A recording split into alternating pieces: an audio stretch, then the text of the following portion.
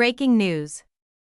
Even if something happens in Ukraine, it will not remain there. For nations neighboring Russia as well as the US, it is a worst-case scenario. Ukraine is losing momentum despite successfully reversing Russia's initial attack and causing hundreds of thousands of losses to the Russian army.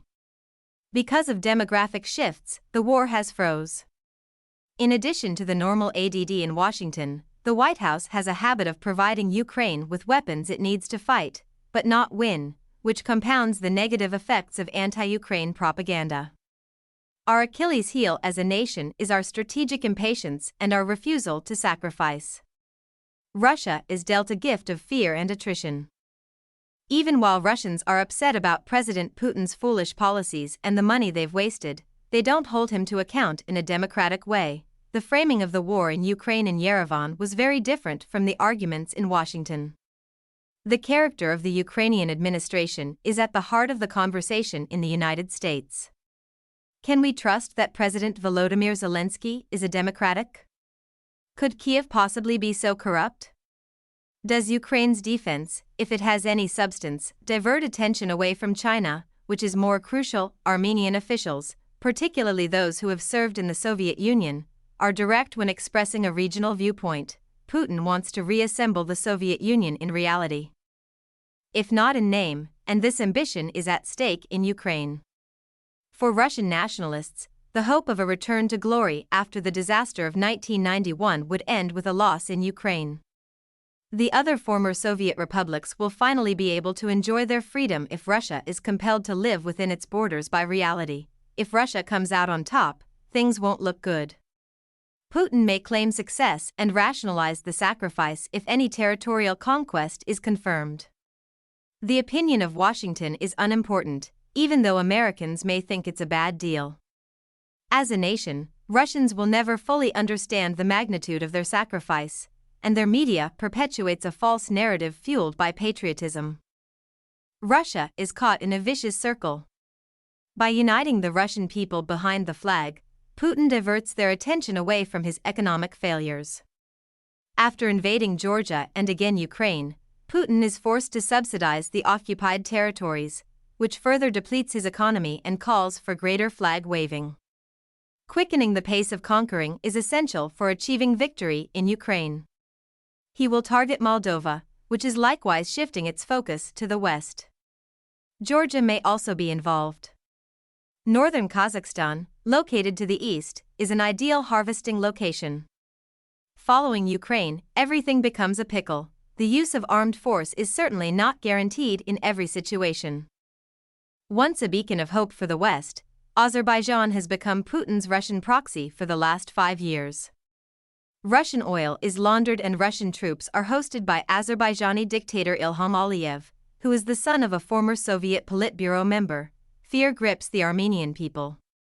Tragically, the Prime Minister and Speaker of Armenia's parliament, who had a penchant for change, were among many colleagues murdered in an assault coordinated by the Kremlin in 1999. Putin has a short memory and will never forgive the Armenians for their role in the country's western-leaning revolution of 2018. An attempt to spark a counter-revolution was behind Russia's backing of Azerbaijan's invasion of Nagorno-Karabakh. The Armenians reasonably pointed the finger at Moscow. Then, Russian agents blatantly backed assassinations, which prompted the capture of the perpetrators and stoked even more fury.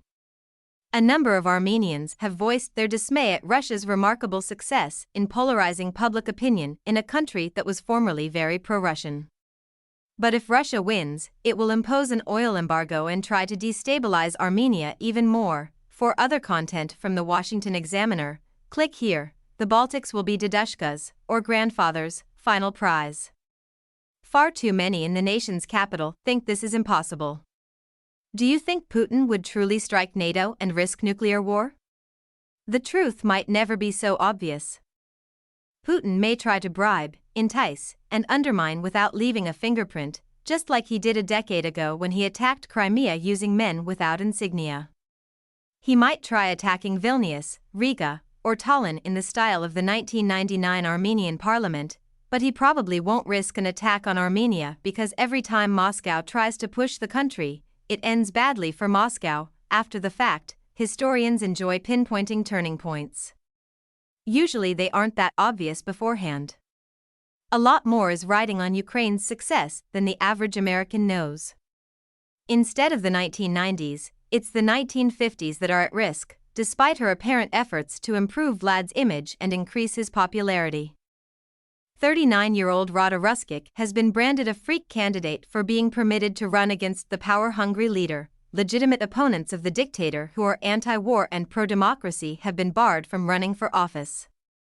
In their stated efforts to ensure that Putin remains in power until 2030, the Kremlin has imprisoned or killed numerous possible opposition leaders. It is believed that Rada was handpicked by the Kremlin to ensure that Putin can easily win the election. Even though she is running for Russia's top position, Rada has stated publicly that she doesn't believe she has a chance of winning. As stated in her manifesto, the wildly extravagant woman did not intend to attain the highest office. All I want to do is focus on what I know and what is easy for me to grasp. Because I am a woman, things like structure, ease, and security are important to me. Being an excellent anti-crisis manager, renewable resources appeal to me. Heritage, architecture, and customs are things I'd like to keep around. Even though Russia's oil and gas industries have thrived despite Western sanctions, she is still opposed to them. Rada was officially recognized as a candidate by the Central Election Commission due to her over 700,000 social media following. Supposedly, Putin may utilize Rada to his advantage by highlighting his own ideas and critiquing her lack of political acumen. Many take this as evidence that her employment is really an instrument of the Kremlin's sinister plan to give the impression that the dictator is normal, competent, and politically popular. The Kremlin views her as serving several purposes. According to Russian Telegram channel Temnik, Rada Ruskic is just your average out-there candidate, they claimed. By contrast, she boosts the reputation of other candidates, including Putin, and draws more attention to the campaign. What's more, she highlights that there is competition in the elections. The woman's nomination has even disgusted pro-war bloggers, who see no use in voting in this meaningless election. Why is this circus necessary? One person said. In order to demonstrate to the West that here, we also have democracy and elections with the used budget funds. Nothing has come of this. Put an end to giving in to their demands, we're sick of it all, and the outcome is already decided. Complain so much about Russians is Putin's legacy, according to the eccentric beauty, who yet has strong feelings regarding the Russian president despite her lack of confidence in her own abilities. While claiming that his continuing war in Ukraine has only made matters worse, she criticized his economic policies in an albeit exaggerated speech. At the moment, all Russia has to offer the world is stunning ladies and talented makeup artists, so I can see why everyone is so mad at us, she added. Russian classical literature, Yuri Gagarin, and our assistance to all nations in previous wars are no longer valid excuses. Those times have long since passed. These days, all we do is consume, we no longer contribute to the world's production. It's about time Russians started acting like adults and making stuff. Many believe that Putin, like Rada, is a huge advocate of cosmetic surgery. For a long time, experts have said that he has had cosmetic work done to his face, which many see as an indication that he wants to appear younger.